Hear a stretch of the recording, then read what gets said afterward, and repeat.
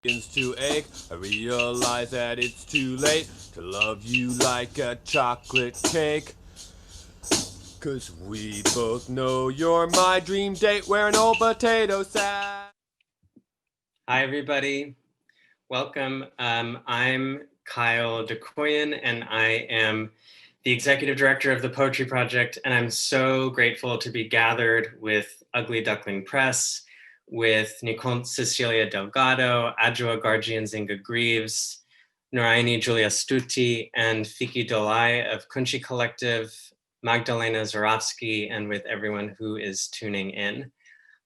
We are very much dedicated at the project to reconsidering the ways we form and participate in communities of learning. We're interested in models that challenge prevailing hierarchy, expectations of utility and productivity, ideas of who is teacher and student and peer, where and by whom and how are certain perspectives and materials assembled into what we call knowledge. And while the project has been dedicated for more than 50 years to a kind of counter-institutional spirit and praxis, we also recognize that any space cohering over half a century does become itself an institution. And so we ask ourselves again and again how we can maintain a certain dedication to undoing, to margin, to divestment, entropy, and suspension. And as we were imagining for our present programming season, this utopia of unraveling, it felt important to bring particular focus to questions of learning and learning spaces, and how radicalities of learning might echo concentrically into other parts of our communities and lives. Before we get too deep into the questions of this event, I do also want to attend to some general structure for tonight. I want to thank everyone at the Poetry Project who is making sure this event runs as smoothly and thoughtfully as possible, and hopefully without any malicious intrusion. Thank you to James Barrickman, Corey Hutchinson, and Laura Henriksen at the project. Corey is going to drop a link into the chat now for Zoom FAQs. We'll keep this public chat open in case anyone wants to express accolades or admiration or just say hello. Your microphones are switched off for the time being, and you're certainly welcome to keep your video cameras on, but please just note that this event is being recorded. So if your camera is on, your face may be visible at some point in the archived video of this event. In the upper left corner of the Zoom screen, I also want to note that there's a link for a live transcription through Otter AI, in case anyone may appreciate having access to that feature. We're doing our best to maintain safer space within this digital perimeter. And I'll ask Corey now to share with everyone our statement on safer space. If you do receive any unwanted private communications in the course of this event, please just chat any of the Poetry Project staff who are identified with the appellation staff, and we'll get it taken care of right away. If we were gathering tonight, as we have for 50 years, in shared place as well as time, we would be in the parish hall of St. Mark's Church. We are committed to continuously and critically engaging the history and future of our presence in this particular space. And as part of that, we would like to acknowledge that our venue, as well as the place I'm speaking from tonight, is built upon unceded Indigenous lands, specifically the territory of the Lenape people.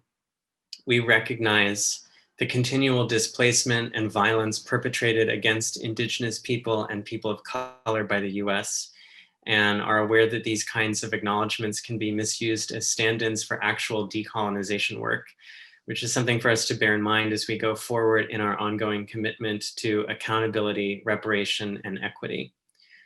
We invite you to join us in this work from all of the different places where you are, and are sharing another resource in the chat, a map through nativeland.ca, which is not an endorsement of this resource's completeness. And in fact, we have people who are joining from truly all over the world tonight.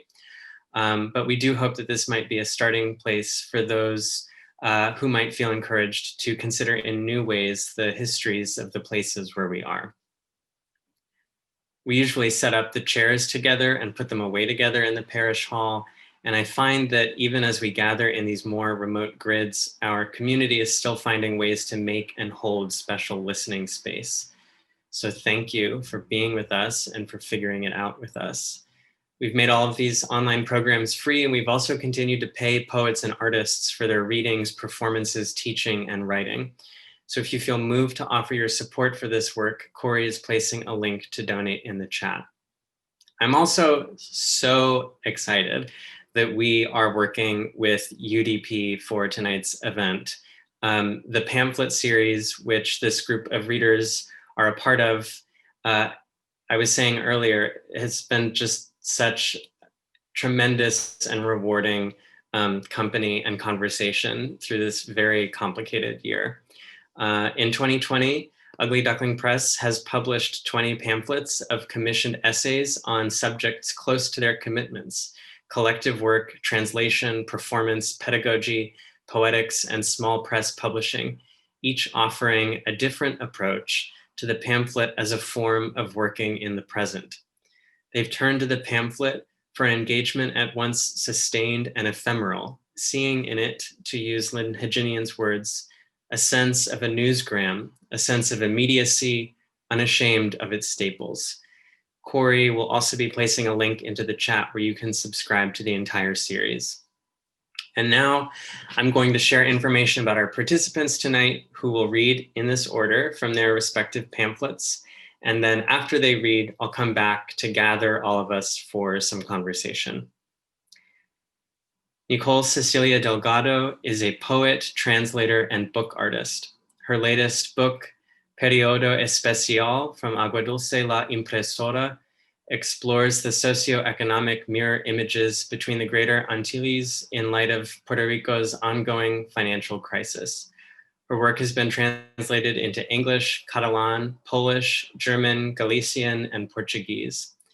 With the poet Amanda Hernandez, she currently directs and develops La Impresora, a poetry press and risograph print shop dedicated to small-scale editorial work and allocating resources to support local independent publishing, and from which they also organize the Independent and Alternative Book Fair in Puerto Rico. And Nicole will be reading from A Mano by hand. Adjua Gargi Nzinga Greaves writes ethnobotanical literary criticism and collages detritus into heraldic devices. Greaves has most recently been published in the Brooklyn Rail and Letters to the Future, Black Women Radical Writing, out from Corey Press. Her chapbook, Close Reading as Forestry, is published by Belladonna. Formerly a Monday night reading series curator at the Poetry Project, site director for Wendy's Subway, and an artist in residence at the Rauschenberg Residency, she is currently based in New York City, where she is young mother of the Florksol Review. And Adjua will be reading from Of Forests and of Farms on faculty and failure. The KUNCI Study Forum and Collective experiments with methods of producing and sharing knowledge through acts of studying together at the intersections between affective, manual, and intellectual labor. Since its founding in 1999 in Yogyakarta, Indonesia, KUNCI has been continuously transforming its structure, ways, and medium of working. Initially formed as a cultural studies study group, at present, KUNCI's practices emphasize collectivizing study by way of space-making, discussion, research, publishing, and school organizing. KUNCI traverses and connects institutional, disciplinary, and geographical boundaries. KUNCI's membership is informal and based on friendship, as well as principles of self-organization and collaboration. And we're joined tonight by Nuraini, Juliastuti, and Fiky Daulay, who will be reading from Letters, The Classroom is Burning. Let's Dream About a School of Improper Education. And last, Magdalena Zurawski is the author of the novel The Bruise, which won the Ronald Sukanik Award from FC2 in 2008 and a Lambda Literary Award in 2009, and the collection of poems Companion Animal, which was published by Litmus Press and won a Norma Faber First Book Award from the Poetry Society of America. The Tiniest Muzzle Sings Songs of Freedom, out from Wave, is her most recent poetry collection. Her poem essay, Don't Be Scared, is available as a chapbook from the operating system. As an undergraduate, Magdalena studied with poets Rosemary and Keith Waldrop, C.D. Wright, and Peter Gitsy. She's lived in Berlin, New York, Philadelphia, San Francisco, and Durham, where she ran the Minor American Reading Series. And she's currently Associate Professor of English and Creative Writing at the University of Georgia, where she directs the Creative Writing Program. And Magdalena will be reading from Being Human is an Occult Practice. I'm really excited to hear from this group, and I'm going to turn things over now to Nicole.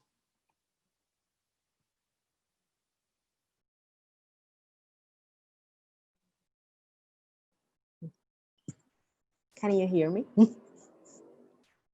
Thank you, Kyle, and Matbey and Rebecca for inviting me to be part of this conversation and also part of the pamphlet series. I'm gonna be reading mainly from the second part of my pamphlet.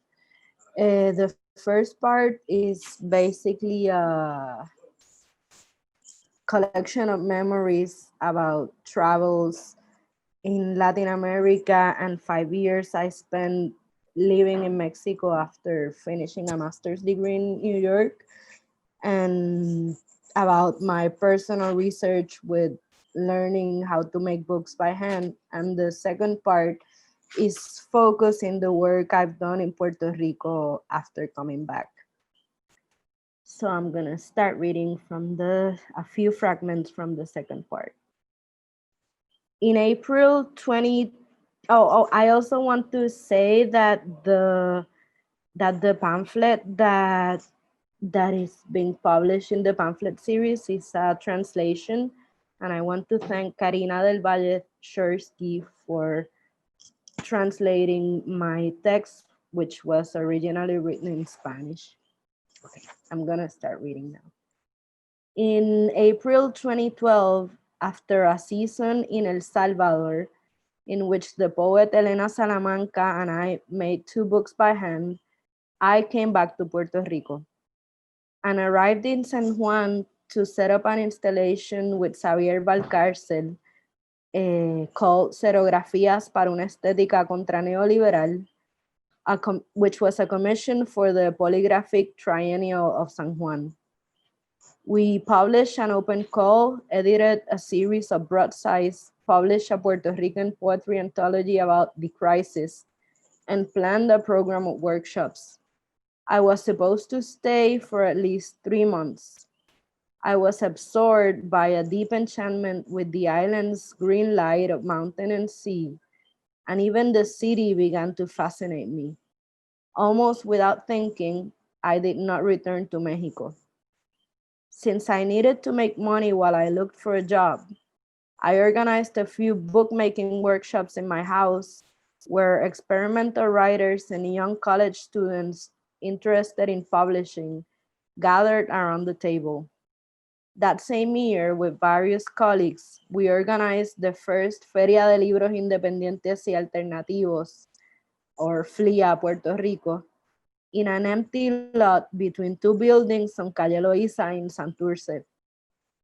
I think that was how I became conscious of the scale of my community in Puerto Rico.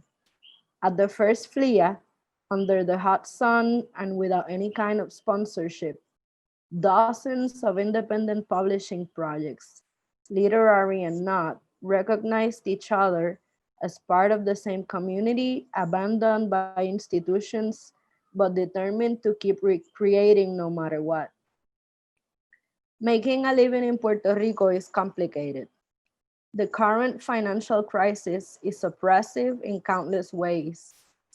Any small business or independent cultural project runs the numbers and is forced to conclude that the natural course is debt or failure.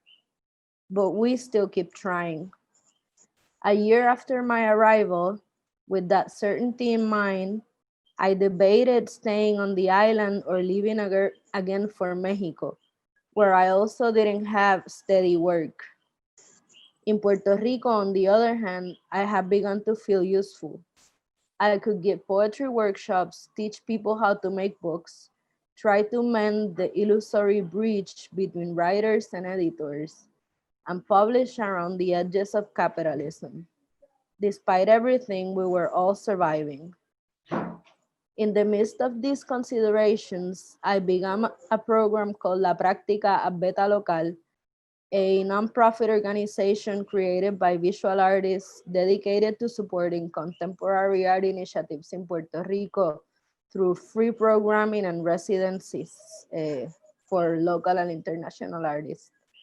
Over 2 years, I went to Beta Local for weekly meetings with a multidisciplinary group of creators who were looking for ways to sustain themselves and their artistic practices on the island. The proposal was simple. We would meet, talk, share processes, exchange resources, who finance our projects, no matter what they were. With the budget set aside for my project, I decided to buy a Riso printer and start something.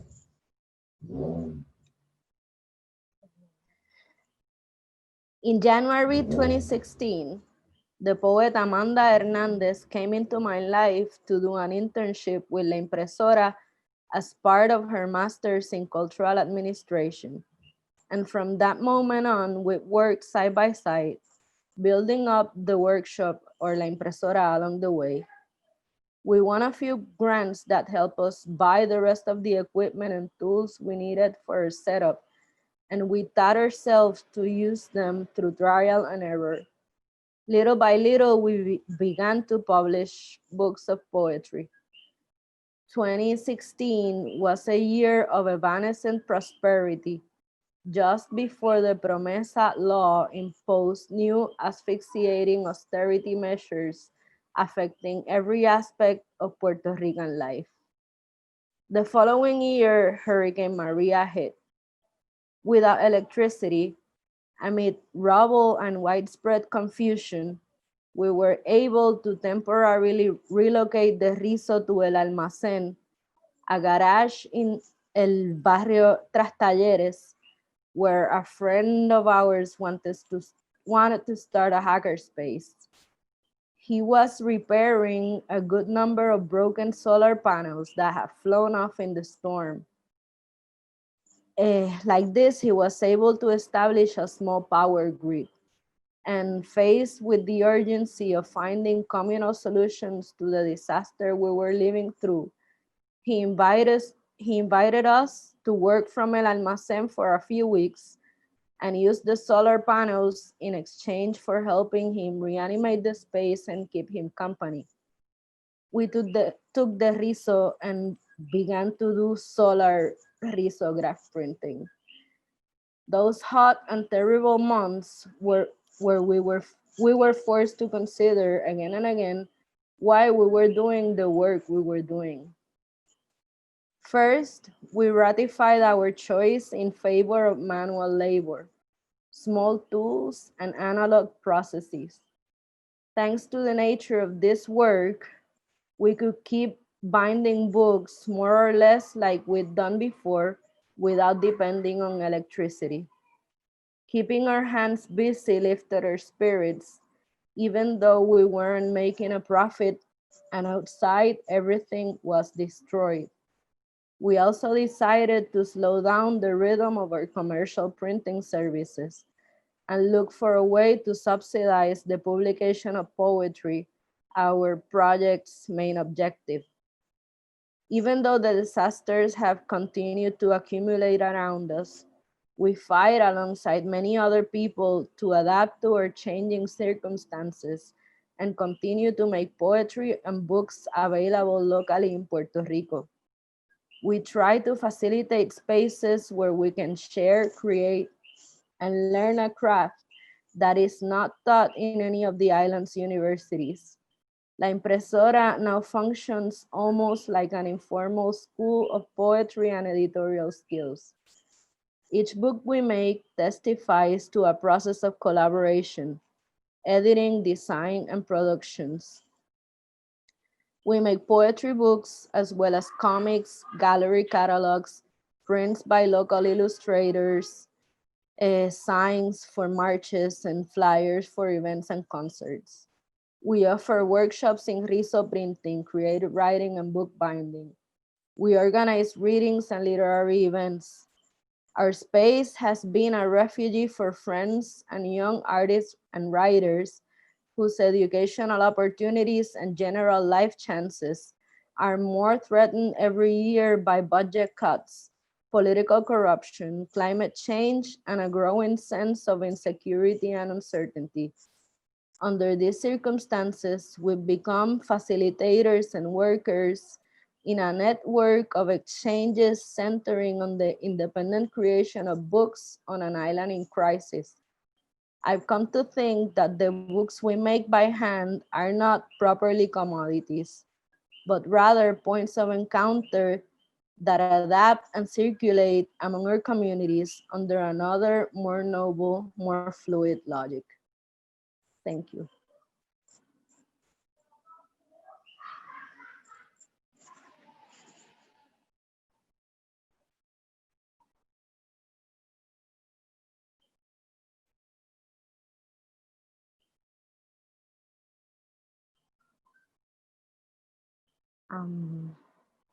Who's next?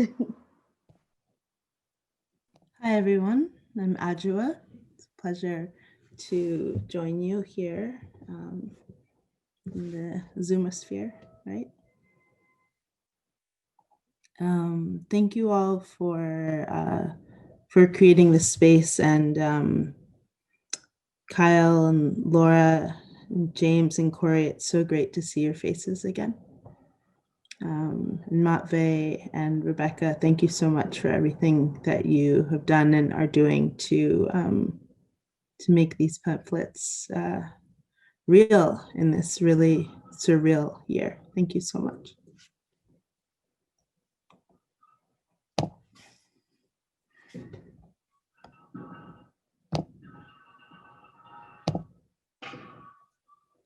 Of forests and of farms, on faculty and failure.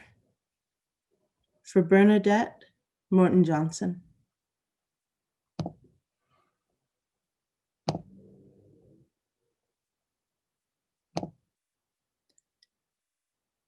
You are practicing bravery right now, Daphne Lundy. W. Whiteness cannot help itself. Whiteness must frame wilderness as threat.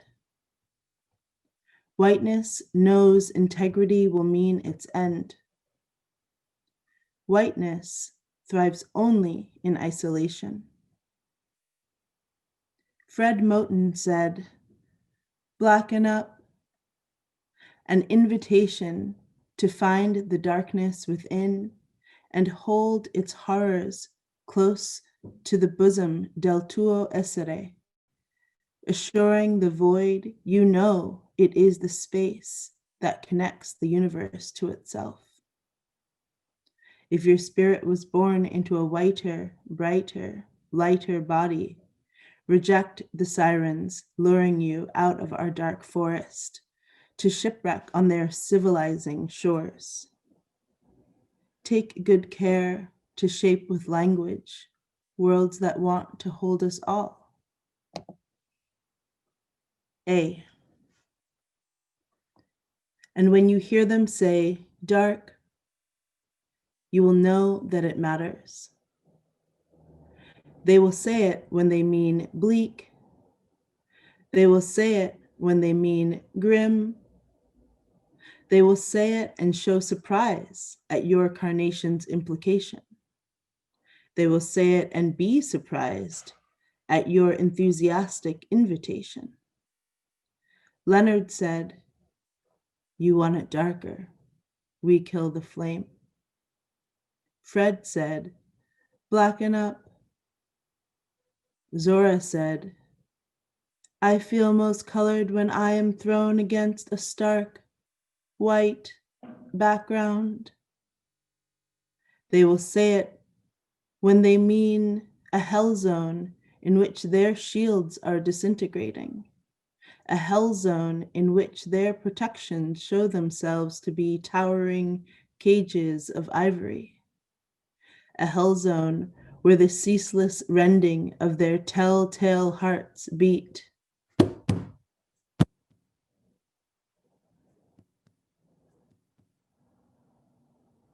Never more, now than ever, more never, never now, more ever.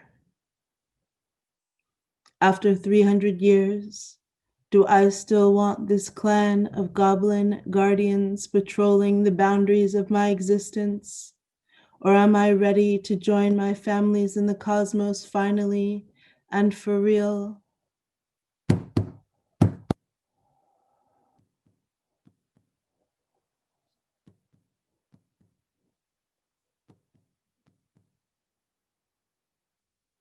What better to call the energy?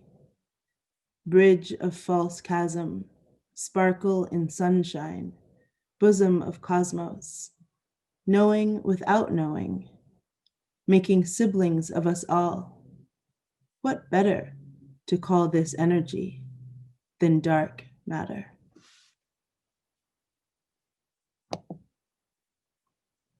G. Grazie alla Dea per questi doni e il tempo per condividerli. W. When she says she has been hurt, believe her. Ask her what she needs. Listen to her response with all your might. Reject the desire to leave her be.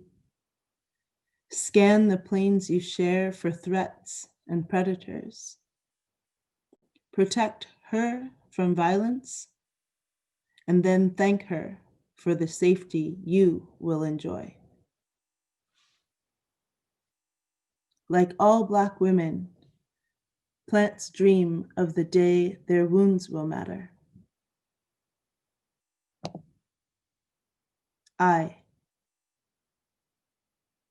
In an effort to love me better than she had been loved, my mother shipped me off uptown to hell, for it was shaped just like a school, for it finished presidential wives, for it convinced her it could care for me, and she wanted to believe that. For it convinced her it would care for me, and she needed to believe that. For it pretended to be good, and she decided to believe that. This hell, so slender, white, and wealthy.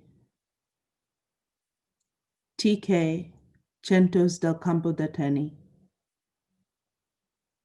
Maintaining life in this body requires vigilance you can't comprehend.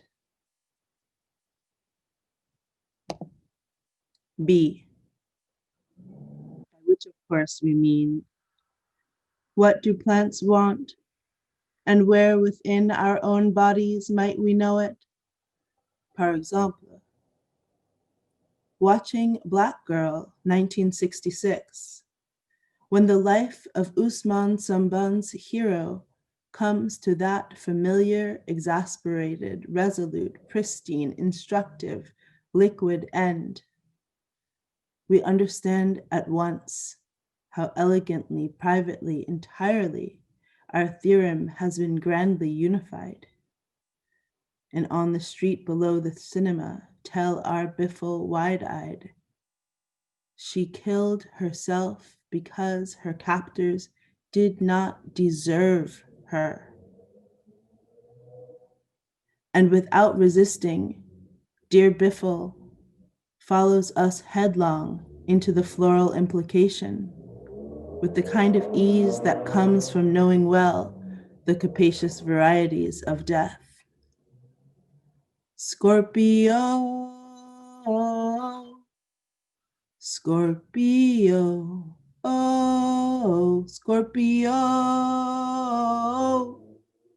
Scorpio, oh, W. We dreamt, we told Babylon, every plant is a black woman. And the naked empire said, they are not smart enough to feel pain. In tete-a-tete talks signaling virtue, a young vegan proclaims, I don't eat anything with a face.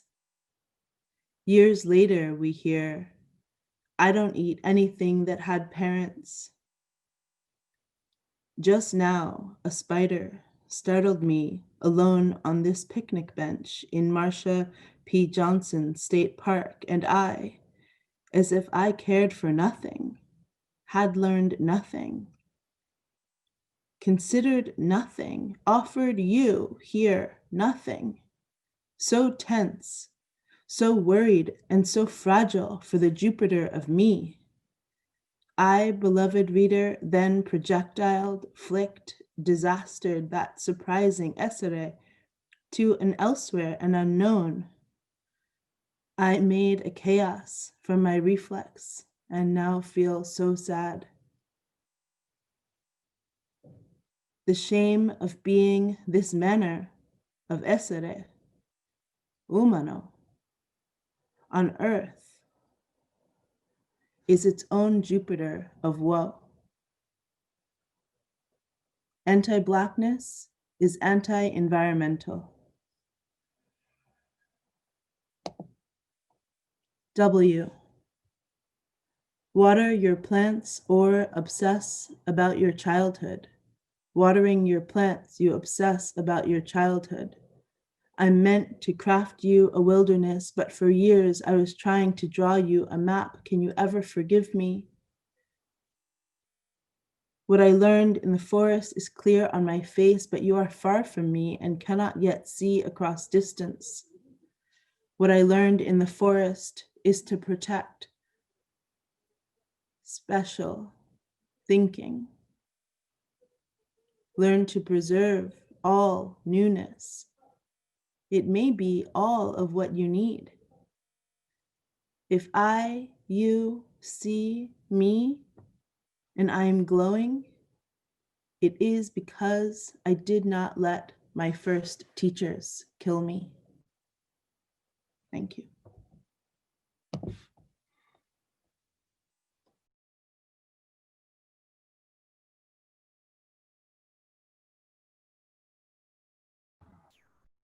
Good evening, everyone. Good morning for us here in Southern Hemisphere. Tonight, Fiky and I will be reading some excerpts from our pamphlet, Letters. The Classroom is Burning. Let's Dream About the School of Improper Education. There are two parts in our pamphlet. The first part is where we create a fictionalized account of email correspondence between three best friends, Sulastri, Murni, and Toto, which narrates the ideas and how and why we create School of Improper Education in Yogyakarta, Indonesia. And the second part is located in the endnote section of the pamphlet, serving to contextualize the school within contemporary Indonesian discourse and can be read as a historical backdrop, shared cross-references, and collective bibliography. I'm going to read the excerpts now. Here we go. Can we dream of building a new house with what we have? What kinds of pedagogical models, tools, and ecosystems have nurtured us to be critical? How do they sustain, or do they even sustain? Let's think and dream about what we can do together outside the walls of the classroom.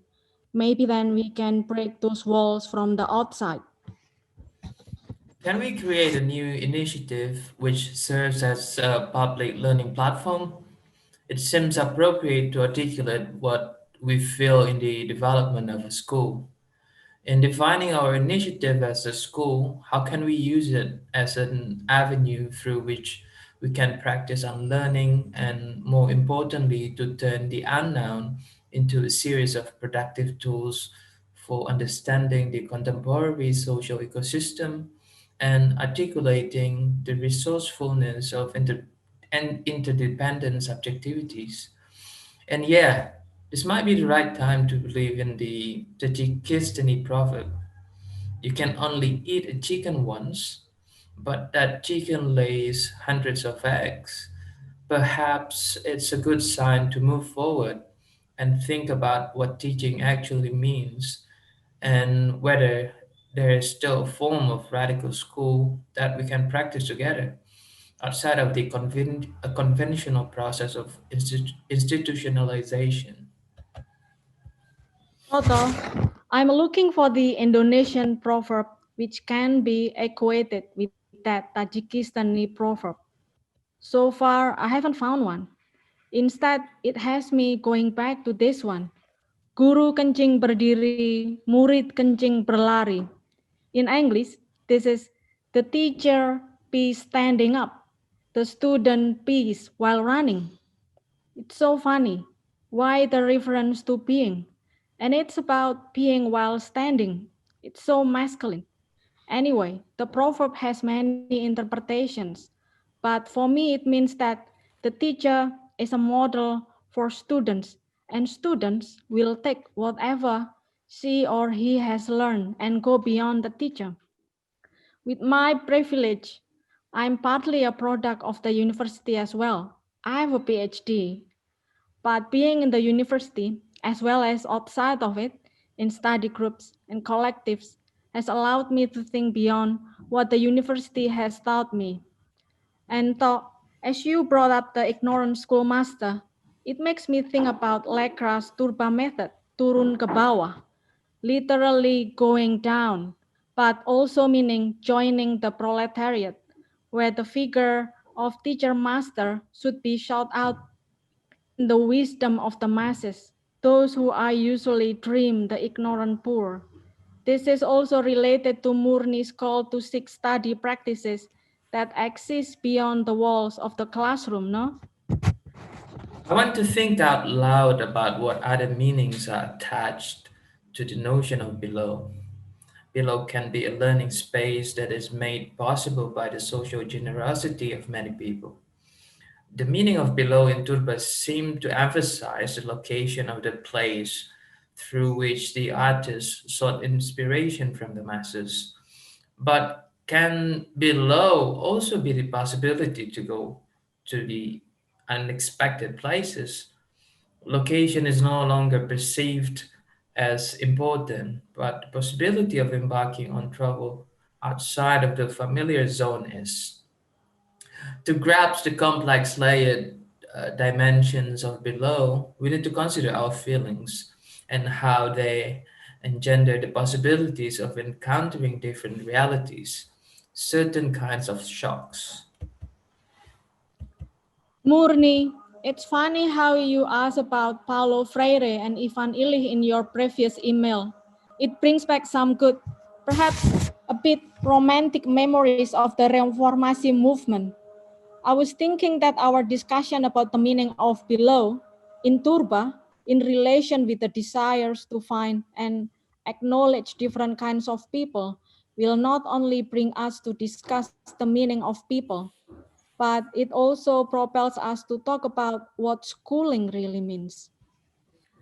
The way you elaborate the term improper as not inferior to the proper modern school prompts me to think of improper as the alternative, the other, the marginalized, that critically questions the standard of properness. Who made it? What for? And incites again the possibility of transformative education. Speaking of school as radical study practices instead of a disciplinary institution or apparatus, I'm now thinking of Nyantrik. In popular knowledge, Nyantrik, learning from the master, is considered to be practiced only in pesantren, the Islamic boarding school.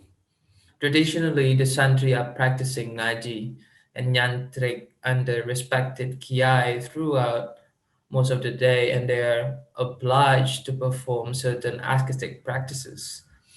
What's interesting is that in Pesantren, it is as if there's no line between life and studying. This history of education is often overlooked or deemed improper. As our imagination of schooling has been narrowed to modern colonial education defined by Dutch colonization,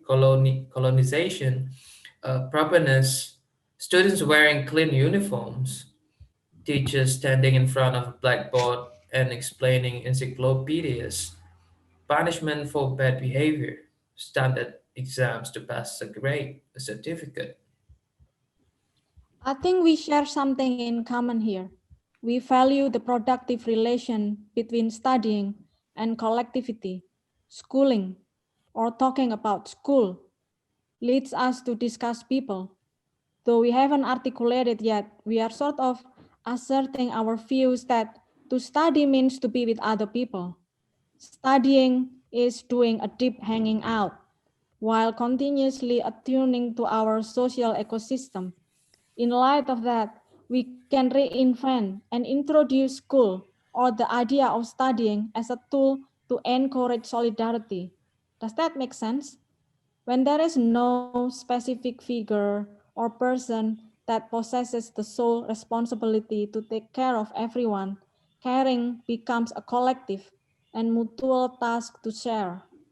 Self-organization becomes a site for social reproduction to reimagine itself continuously. Can we organize a school that is built through mutual care? Let's exercise our radical imagination now. If we were kind of a plan, have you ever imagined what kind of plan would be best define us? I quite like the idea that we are like grass, perhaps rumput teki or nut grass. This grass is known or misunderstood as just an ordinary weed. On many occasions, it is considered too wild, difficult to control, thus unwanted among other cultivated plants. It finds a crack, an opportunity to thrive even in the driest land.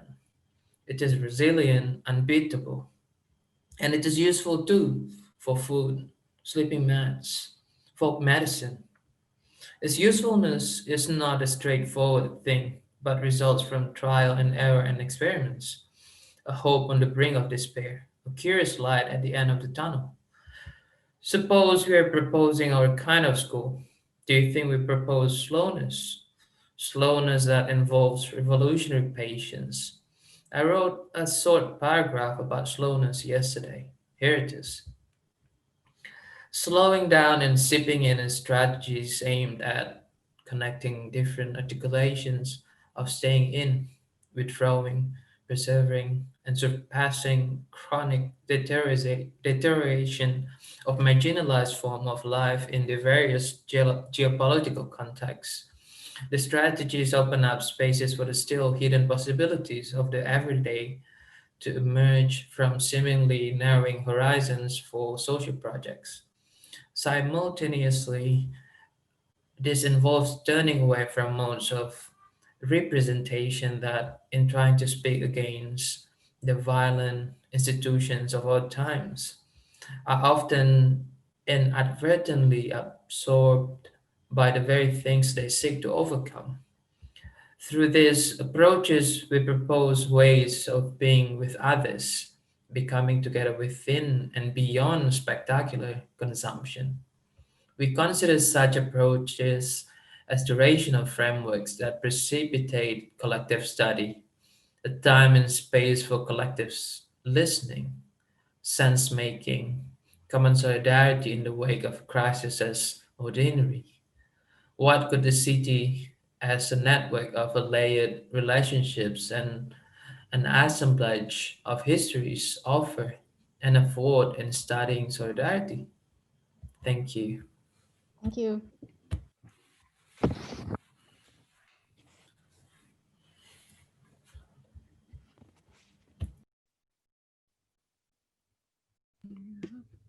Hello, everyone. Can you hear me? On? Okay. I'm going to be reading a section from the middle of my pamphlet. I should say before I begin that the piece itself is a kind of defense of poetry. And I was inspired to write it because as I've been teaching, over the few years I've been teaching, I've seen more and more, because our English department listserv loves to send these things out, defenses of liberal arts, that Business Insider has found that liberal arts majors are actually useful to have in corporations, et cetera, et cetera. And so I wanted to write a defense of studying poetry and writing poetry as I saw it, that had nothing to do with economics. And I've always been interested in Kant's third critique, his aesthetic philosophy, because of his concept of play. That what happens when you're having an aesthetic experience is that your mind goes into a type of play that he calls purposefully purposeless.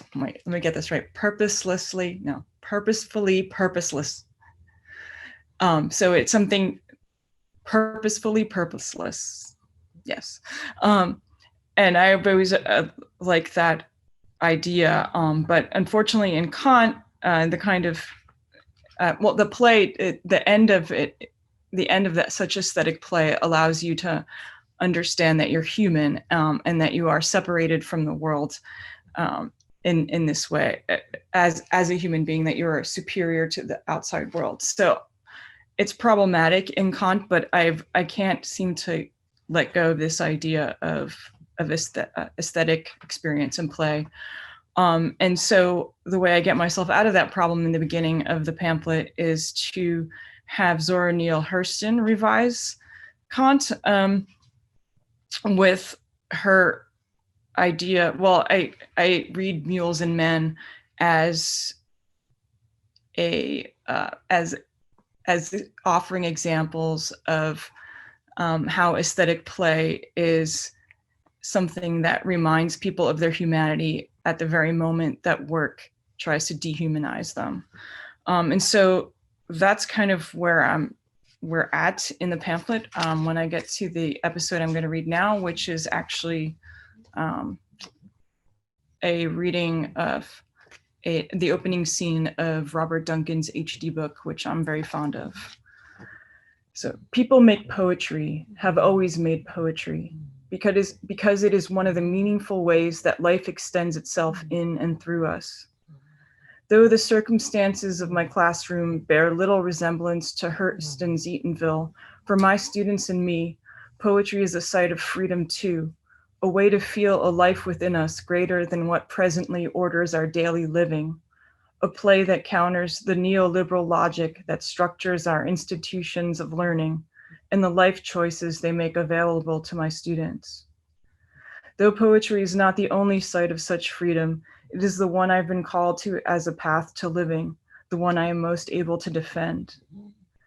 For most of modernity, the formal study of literature has been peculiarly protected in our schools. Beginning in the 17th century, the ability to express oneself well in writing and conversation made it possible for a member of a rising but precarious middle class to participate in the public sphere and display talent that could be developed into social and economic capital. As long as studying literature and writing have been crucial to gaining and maintaining class privilege, the play and freedom found in poetry have been able to exist as a latent and lurking life force in the classroom. The radical possibilities of literature have been available to any student capable of recognizing them.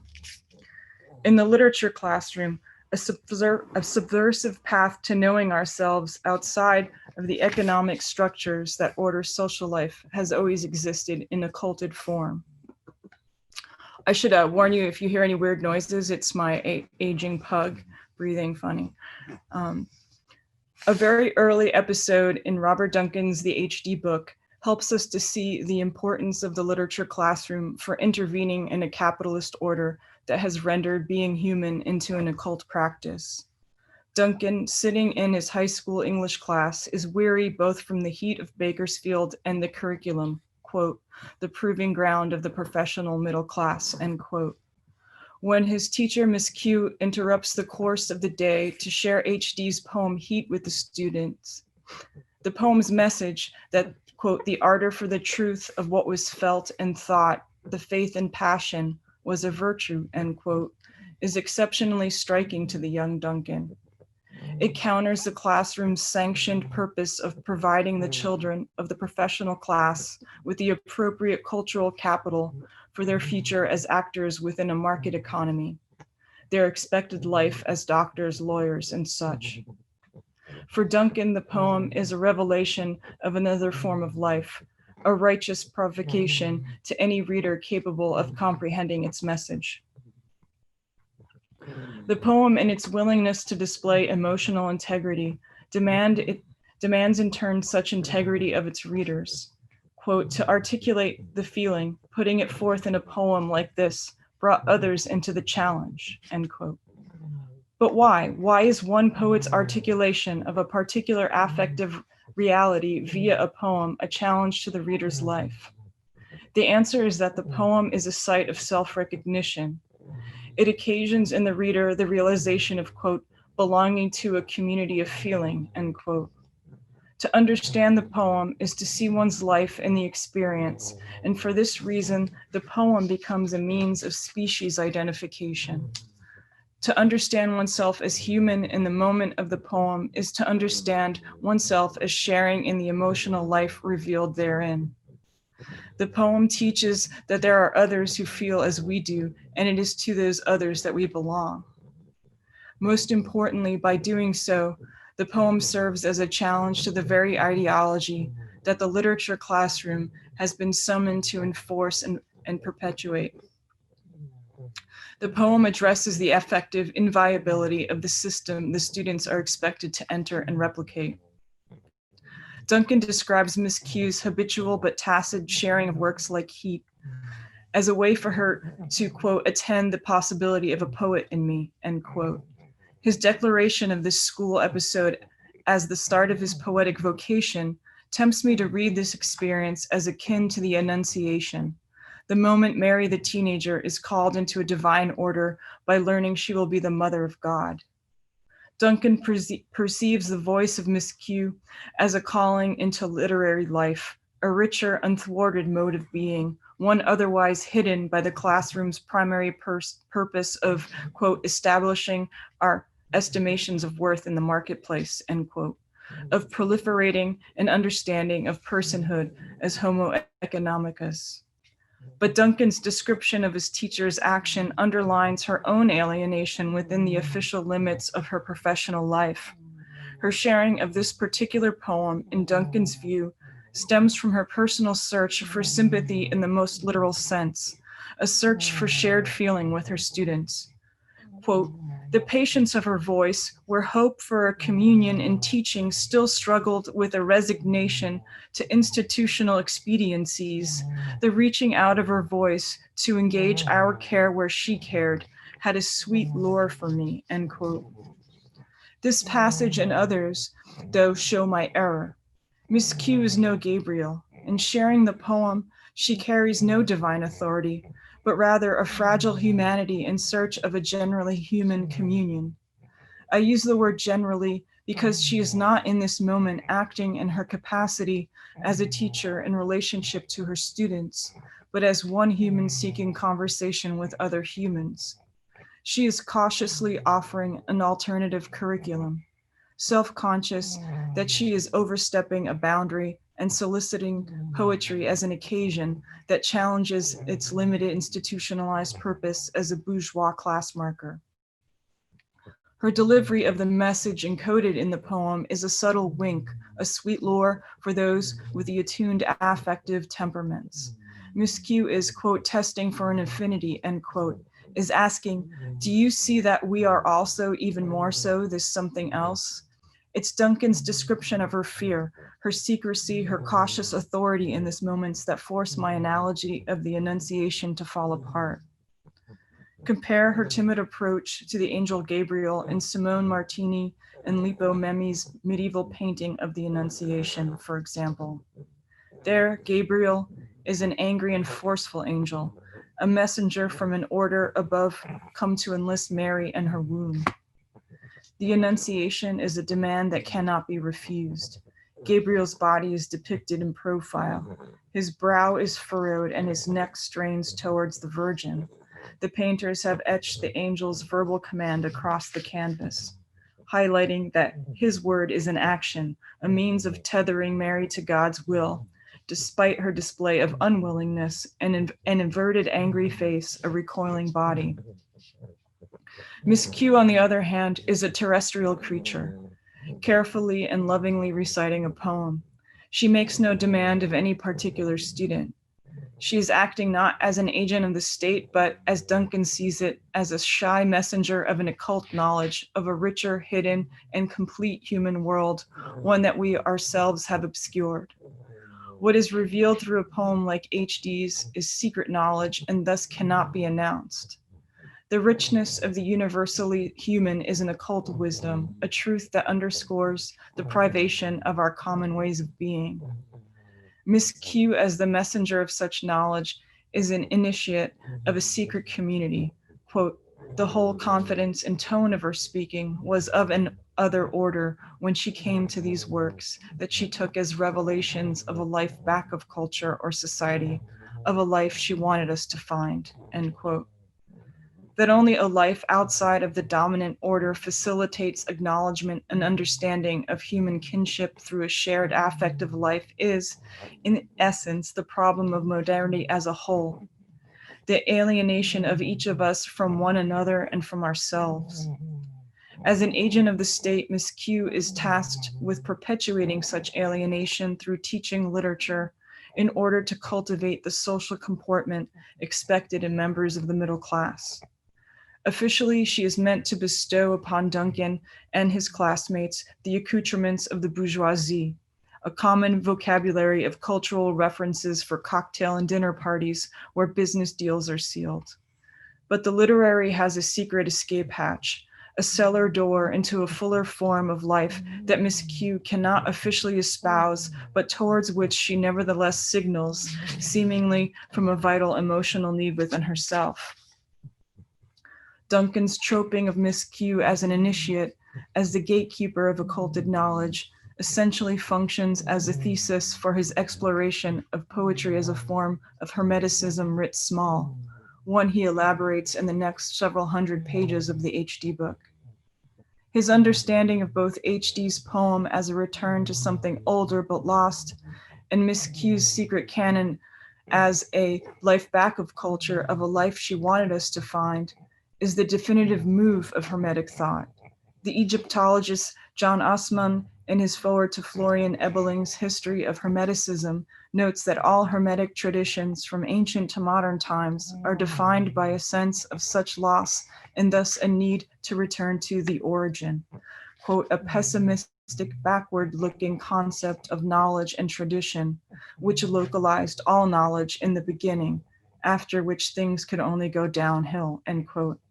In other words, a true occultist searches for knowledge in ancient sources, each source seemingly deferring to something yet further back in time, a first moment of culture we can never reach, but which promises the revelation of our truest form. This practice, through such endless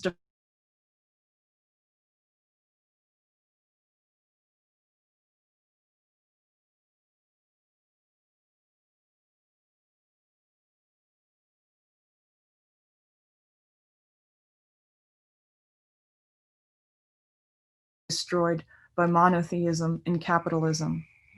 Duncan's application of Hermeticism for the development of poetics, however, abandons this pessimism of a true practitioner's incessant search for origins. Knowledge of the occult and its signs and symbols gave Duncan and his circle an alternative way of reading their present moment, an enriching lens through which to re-enchant the immediate universe and create a parallel culture that eludes capture. I'll stop there. Thank you. Thank you, everyone. Thank you, Maggie. We're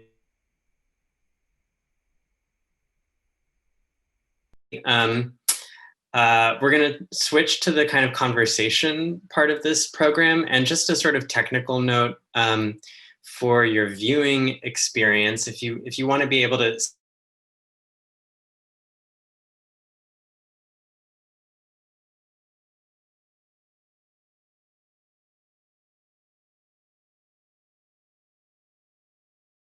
to video settings, and then from there you can select hide non-video.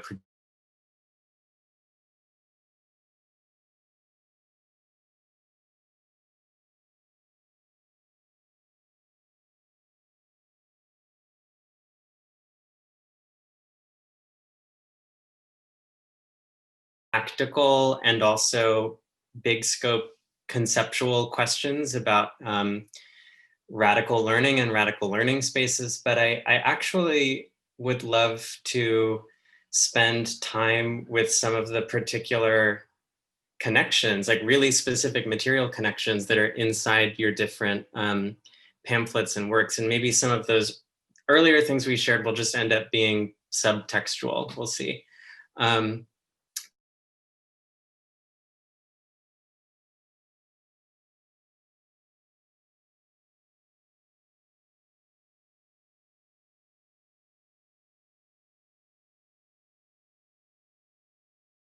Capital structures are learning spaces and learning communities. I loved all of the writing that was in here about pleasure. There were many people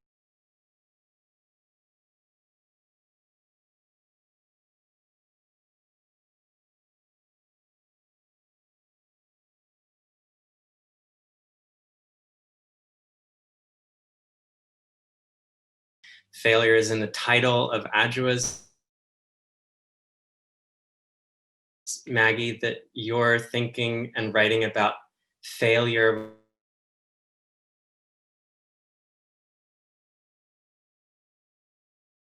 The KUNCI pamphlet begins with a rejection from a teaching position or appointment. And Nicole, your pamphlet is writing so deliberately counter to conventional bookmaking and translation practices, and also has some relation to disaster. So in thinking about failure, I'm remembering this kind of like conventional school refrain that we ought to learn from failure, which has always struck me as like a really bootstraps formulation. And so I want to maybe pose this in another way by asking, what could a radical embrace of failure include or make possible in our learning spaces? So I'm going to let that hang in the air a little while, and anyone who wants to jump in can. And if we have too long a silence, I might call on someone.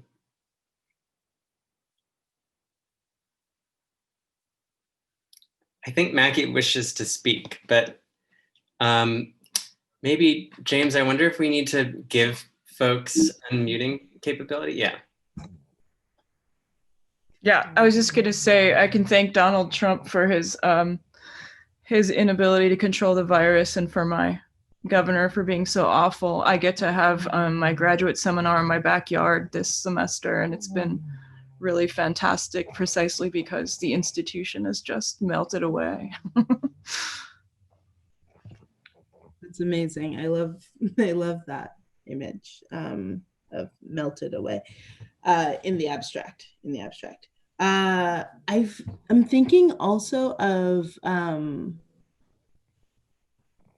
like, I forget exactly where it came up just now, but this idea of, I think it was from the KUNCI collective dialogue. I wrote down impropriety as critique, but that was like really condensing all of what you had offered as, and it was like, I think the language that I heard from you was something about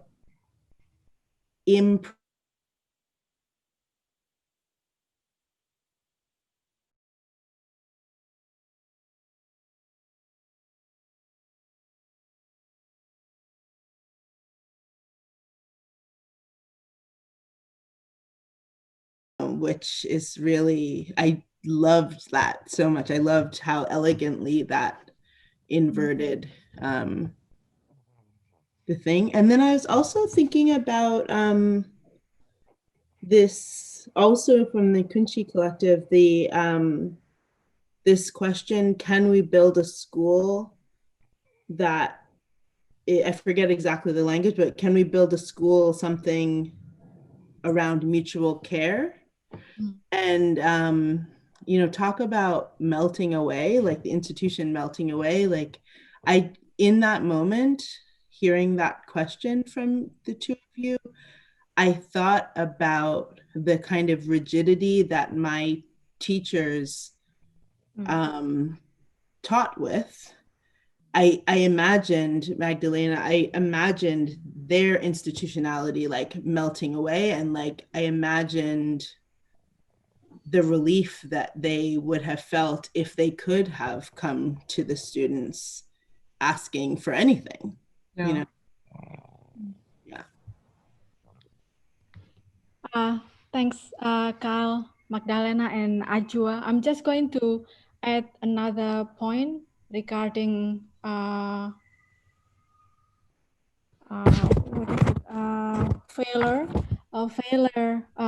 But in our case, I want to add not failure, but unknownness, because really when we started and envisage about a school of improper education, we really thought about that word a lot and that experience.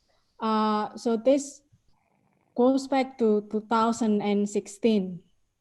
So if you are familiar with the history of Southeast Asia, the political climate in that region, you might understand that in 1998, we had this event called Reformasi. It's where the Suharto regime got off the power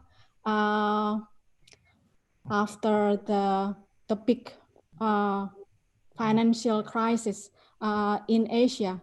And then we had the student movement, and then Reformasi era, and the freedom promises, you know, that came along with Reformasi.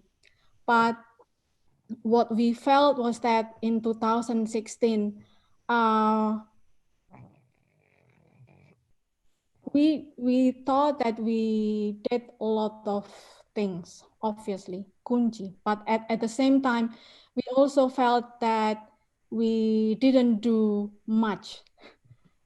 We didn't do much, and lots of things are happening, but at the same time, we also think nothing much really changed. And so we did lots of reflection around our personal reflection, you know, how to balance between this work and our personal life, and then how can we create not a project, but, you know, something like a platform where we acknowledge this unknownness about what to do about now, and then but also at the same time thinking about the future. So this is actually, and we're thinking about the school, you can also think about the school like a metaphor as well, you know, like something where we can be together while at the same time we are learning actually to be together and thinking along, you know, with that. And Deep hanging out. yes, deep hanging out. And also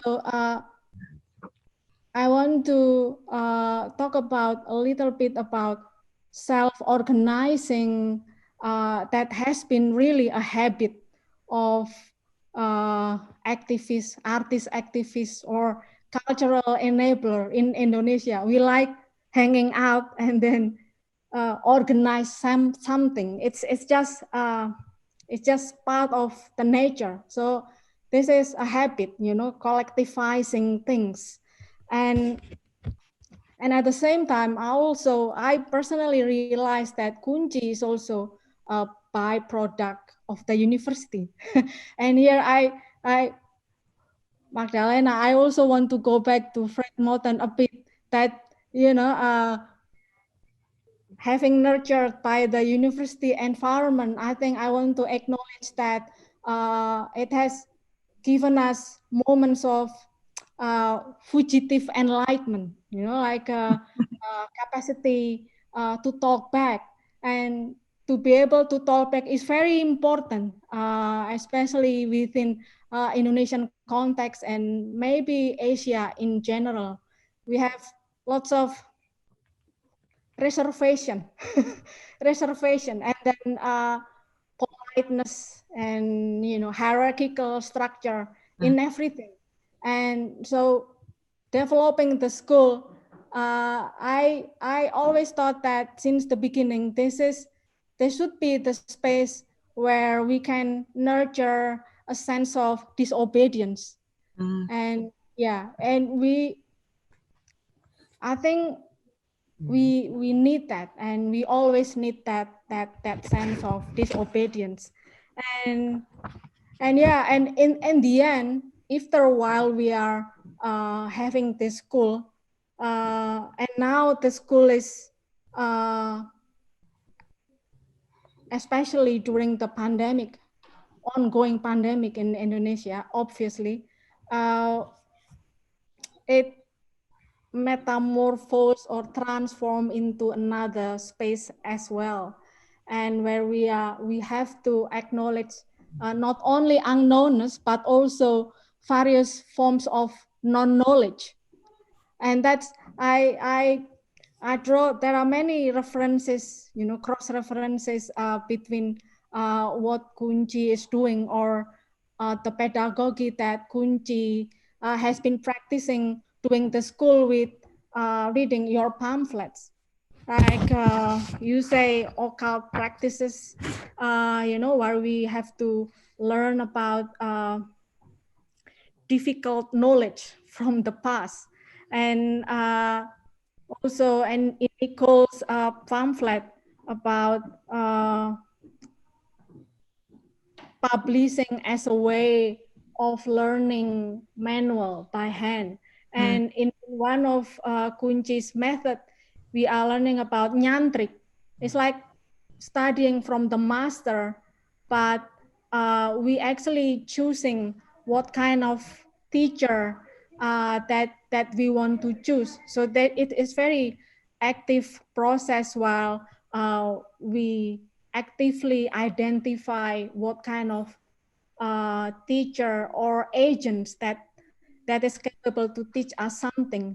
And, you know, and we can learn from our body, listen to our body, and thinking about, you know, what kind of thing that we can learn from there. And yeah, of course, publishing as a kind of reimagined community is very, you know, from Ben Anderson, I very relate with Nicole's idea of how publishing, small publishing, and then creating imagined community is very close to what KUNCI is always doing. Yeah. So yeah, maybe I would like to add certain points to the to Adjua's question about the idea of improper, not necessarily a failure, but I think what we've been doing with the improperness embraces both or questions both propriety and also the failure itself. We tended to see the impropriety as miseducated. So we are the miseducated persons as historical departure. why we took off with this school. And the failure is somehow the consequences that we are going to experiment as well, and it's somehow inherent in its dynamics, you know. So I mean, with this, we're miseducated, and we're going to try out this failure. I think that's also that speaks about how this idea of impropriety that might be against the propriety, but at the same time also play or play the idea of failure inside this school. I think that for us in Puerto Rico right now, it feels that failure is what's expected from us, from everyone. And I think that we've created sort of an environment to turn that like expected failure into a space of freedom. Like if failure is what's expected from us, then we can do whatever we want to do and see and learn what happens in the way. Yeah, that's so relatable, you know, the idea that I mean, I can't help but see the agricultural metaphor, or the not just agriculture, but the growing metaphor from there. Like, where do the seedlings grow? They grow in the dirt, and they're fertilized from the, you know, in part from the stuff that decomposed, right? Okay, so that's very clear, not super interesting, but I had to point to it. But the other thing is just that feeling of like, you know, like, and not to romanticize all context for this, but something about an outlaw context. Like if somebody, if the state or the law or the authorities are like, oh, you are, you know, you are not part of us, there's a kind of freedom there. It's very dangerous in one way, but also maybe less dangerous psychologically, right? It's like your body knows when it's safe and when it's not. I loved that part of Nicole.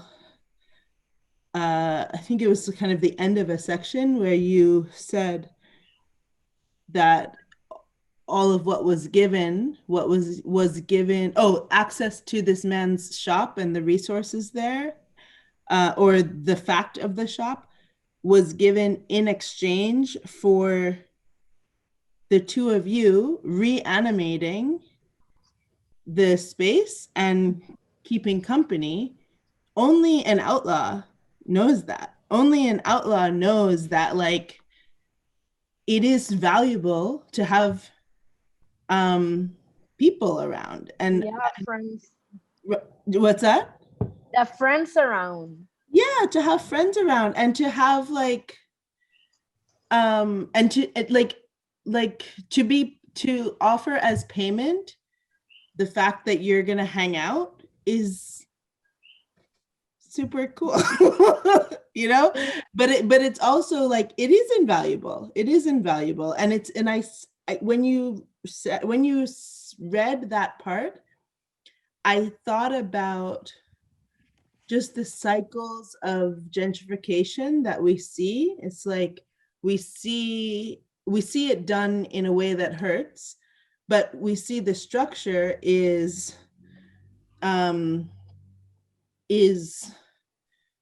you know, for human forms of existence have left a place, and then it's very scary and depressing to regard that place. And it's not until renegade or outlaw, creative, marginal, etc., something aspects of human enterprise start repopulating, that the place becomes less scary and becomes something that others want to grow in, right? That real estate agents want. What? I was saying, yeah, it's always the artists and the queers that come in, and then the real estate agents are like, oh, it happens in a, like, we know this structure from a cynical diagram. Like, we know this, and it's a drag to see it happen, but the structure that it is, like the very beginning of that structure is really, is like very tender, actually, you know? I lived in Durham at that sweet spot. What? Where I lived in a town during that moment, like the pre-gentrification moment, where people were just going in and making something out of nothing before all the vultures got there. And it was this very exciting time. But I mean, I think that this so-called ghost town of New York City, or these, you know, so-called ghost towns of anywhere where the commerce has left or is leaving or is shifting, it's so evident to me that that's what's becoming possible here, you know, and this additional pandemic that is on top of all of the other pandemics of this absurd society, these absurd societies, like, this is the worst way to get here. This is the worst, absolutely the worst way to arrive at a really fertile, literally fertile time in our lives, you know? What is, Nicole, what is the name? I can't remember. What is the name of the man or the person who had the shop? His name is Javier Rodriguez. Javier Rodriguez, okay. Yeah, the environment that you're mentioning and recreating was very literal after the hurricane. Yeah, it must have been. Because just, I mean, everything was completely destroyed, and to see all these like sprouts literally of like communal living that just wasn't there before the hurricane was very helpful, because things started to being done in a better way than they have been done before destruction hit us. But then what Magdalena said just started to happen right after. Like, we were just struggling to survive and learning how to make things in a new way and better way, and then like gentrifiers just stepped in, and that's where we're at right now. Yeah. What is the can we stop that? I don't know. I hope we can. Yeah. I don't know. It feels difficult, but I mean, it's our struggle. But not only yours, you know, like it's the pattern, right? Mm-hmm, it is. And precarity is exhausting, even if it is intellectually, you know, even if we value it in theory and in practice when we have to, it also is so hard. It also is so hard, and it's a kind of rest that comes from. I mean, it would be so much better not having to live under these conditions. Right. I mean, what you're talking about, it's only in the moments of massive failure of capital that we can have these moments of building what we want, but those places always, those spaces get co-opted almost immediately. Mm-hmm. You know. I wonder, Magdalena, what's the like the version of, I can't remember her name, but the teacher who has to Duncan's teacher? Duncan's teacher in the thinks, yeah, she has to traffic in this middle classification, like that's what she's been hired to do, but actually in her tone of voice, in her spirit, like she's very evidently carrying something else. And I'm wondering what the real estate version of that is, you know, like there's like maybe some municipal entity that, or some, you know, city program, some kind of government, something that like it has to pretend to be like, you know, offering the weirdos like the bootstraps, but actually it's, you know, doing something else. I want to find that. I want grants from that organization, you know, or I want to make that organization, something like that, because it does seem like right now we have like this period, we kind of know what's coming, like, right? Like what Magdalena and what you, Nicole, are saying, the fertile ground, it's almost like you almost, I don't want to speak too glibly about this, but you almost don't want to enjoy the paradise because you know how fast the hell is coming, you know the real estate people are coming, and you know, like we've seen the cycle. We have so much information about this now, but I also think maybe with that information and with like what Fiky and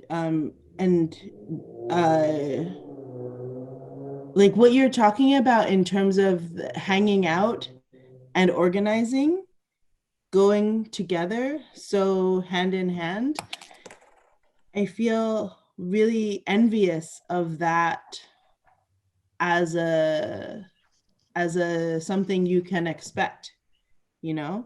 And I know that there are some communities where it happens here, but not always. And also I think it's happening more and more in New York City, or more potentially in New York City as more people's lives become difficult. I think, well, collectivism is obviously, you can think of it as a kind of resource here in Indonesia, but it also has like a downside as well, because, you know, we have lived in the era where we had a regime that freely mobilized that capacity, serving for their purposes. So using the people's capacity to organize the people's labor, and they use that, you know, for their purpose. And we have lots of informal or formal organizations developed by state, or, you know, other types of states, like shadow state, the preman, the thug, religious thug in different cities in Indonesia. We also have that. So militia. Yeah, like a militia. Oh. Yeah, we also have that. So I think Fiky and I have, maybe we know that we have this habit of, you know, get together, but we can also be like allergic to all of that as well. And because we know that, like this pandemic, apart from all this solidarity, you know, mutual aid solidarity that develop across cities, like, and networks, we know that pandemic also serves like a leeway for the state, Yeah, for their own political agenda. yeah. And I think you also have that in the US. And what else am I going to say? Yeah, and we also like to think of all of these things, all this self-organizing habit, and then the drive between the alternative movement or art and cultural movement in Indonesia is like something that emerged from emergency situation. There is this Indonesian scholar Melanie Budianta that theorized this movement, emergency movement, right after Reformasi. But I'm also thinking, like, what happened when something that we call emergency is actually never ending. This is so. So we like I like to also imagine what KUNCI is doing and also other friends are doing in Indonesia. It's like filling out holes, but holes that are keep on resurfacing, from like we live just to fill out that hole. So maybe after the Reformasi, we thought that the holes that we needed to fill in is creative expression, because we had a lot of press, mass media repressions from the new order, and not enough creative spaces for everyone. And from 1998, from 2010, you learn that a lot of alternative spaces in Indonesia developed to do that for that purpose. And then now we have lots of different holes as well. So we like, I think one of you also said that we feel that we live to survive, actually, because we feel like we live to fill in that holes, different holes. Yeah, that's what I thought. Deep hanging out is also a tool for generate to generate the support system. It's not necessarily visible, I mean, in our so-called cultural tradition, it could be like very random things, like back and forth, but it's also rituals that we could in which we could generate resource sharing. Then, for example, like I want to make this artworks, for example, then I can borrow your canvas, or I can borrow your studio. There's always the case that the whole that Nuning mentioned. So in a way, it's rituals, but at the same time, it's also a moment to generate the lack of of the resource itself. So that's. And then in the middle of pandemic, Vicky, you remember that we had this conversation among the people in School of Improper Education, that so how can we activate that kind of deep hanging out, activate that, because we acknowledge that as like a modality. So how can we activate that so that we can survive mentally but also economically together? And so that's why we also, I couldn't remember actually how it started, but we also thought about creating garden. So there is a link, like there is garden already. Yeah. But it felt very natural, like that. And then we had that we developed a garden that of course it has practical, very pragmatic aspect in that as well, that we can grow our own food, but also the idea of, like what you said, like growing thing, tending things, is like spending time waiting for things to grow. Yeah. But we also expecting that there is something that we can eat together. But yeah. Yeah, well, yeah, it started when since March, we sort of like in hiatus with the School of Improper Education. Then we started again in June. And then we thought, of course, we may have different feelings of this pandemic. And people, I mean, the participants came out with different feelings, like different emotional capacities, or economic difficulties, for example. Then we started the thing like once we have this garden, which was built quite spontaneously by people at KUNCI, because we also have different collectives in our office, and they started to it's a food study group called Pakudapan, or female members, and they started to build this garden, and let's do something with the garden. And once we had this first meeting after the break,